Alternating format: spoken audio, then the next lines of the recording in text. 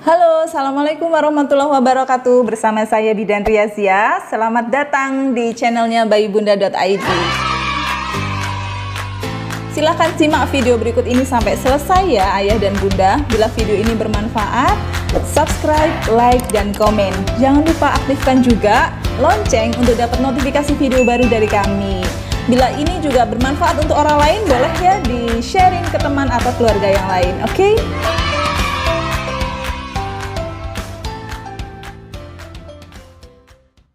Halo, Assalamualaikum warahmatullahi wabarakatuh. Bersama saya Bidan Riazia. Dalam video kali ini kita akan bahas kenapa sih bayi yang baru lahir atau newborn itu seringkali bergadang kalau malam hari ya. Rewel, minta nenen kalau malam hari, sehingga pada saat jam tidurnya keluarga, bayinya malah bangun gitu ya. Kenapa sih kayak gitu? Nah, kita bahas pelan-pelan ya. Jadi newborn itu dia butuh tidur sebenarnya sekitar 10,5 sampai 18 jam per hari. Lama ya. Cuman karena dia juga harus minum setiap 2 sampai 3 jam sekali, dan ukuran lambungnya newborn itu masih kecil banget. Oleh karena itu ASI yang dia minum nggak banyak, cepet terserap, akhirnya dia harus kebangun lagi untuk nenen ya. Jadi di sela waktu tidurnya itu emang dia harus terbangun untuk minum ASI.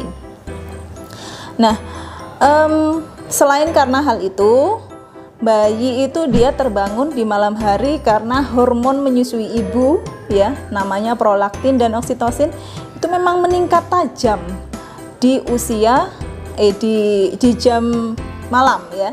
Jam malamnya itu antara jam 2 sampai jam 6 ya, jam 2 malam sampai jam 6 pagi. Nah, oleh karena itu ya, bunda jangan heran kenapa bayi harus terbangun di jam-jam itu.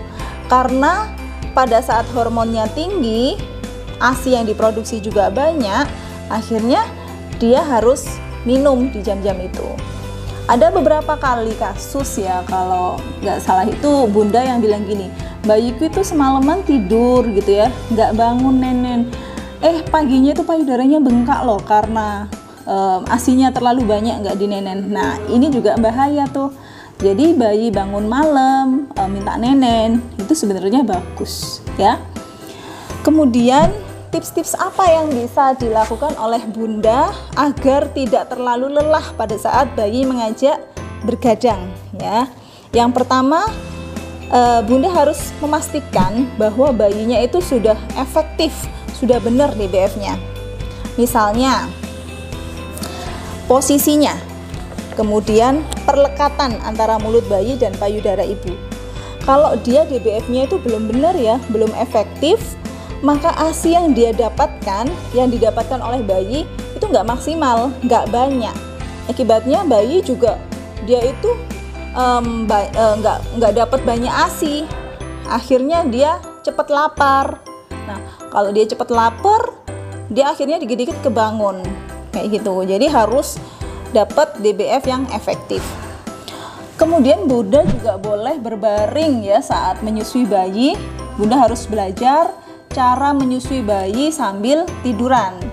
Meskipun pada beberapa kasus ini bisa menimbulkan SIDS atau sudden infant death syndrome ya, jadi kematian bayi mendadak gitu. Tapi tidur miring apabila juga diperhatikan posisi bayinya, kelancaran pernafasan bayinya, hidungnya nggak ketutup payudara, itu aman. Dan itu bisa membuat bunda sedikit rileks pada saat menyusui bayi di malam hari.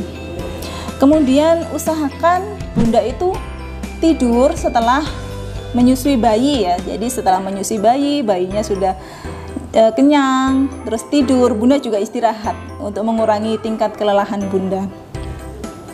Boleh nggak sih Bu Bidan tidur siang ibunya atau tidur pagi hari karena semalam bergadang? Boleh ya, tidak ada masalah. Itu bisa menyimpan tenaga yang banyak ya buat bunda biar nggak terlalu lelah.